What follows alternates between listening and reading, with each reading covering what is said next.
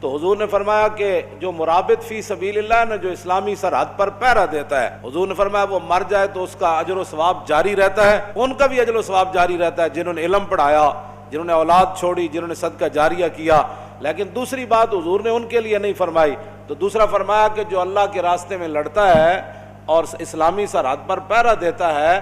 وہ قبر کے فتنوں سے بھی محفوظ رکھا جائے گا، قبر کا کوئی فتنہ اسے نقصان نہیں دے گا۔ نبی علیہ الصلوۃ والسلام کی ہجرت کے بعد جو مبارک زندگی گزری ہے وہ آپ کی جہاد کے اندر زندگی گزری، اور پھر جو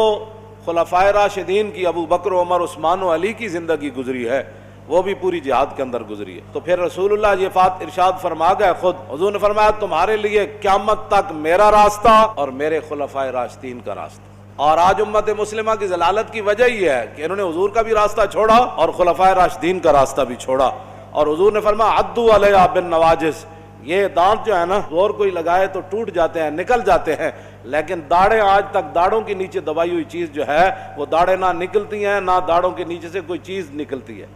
داڑیں باہر بھی نہیں آتی ہیں اور ان سے دبائی ہوئی چیز بھی باہر نہیں آتی۔ حضور نے فرمایا دانتوں کے نیچے میرا راستہ اور میرے خلفائے راشدین کا راستہ دبا کے نہیں رکھنا بلکہ داڑوں کے نیچے دبا کر رکھنا۔ اس کا معنی یہ ہے کہ اس راستے سے کبھی نہیں ہٹنا۔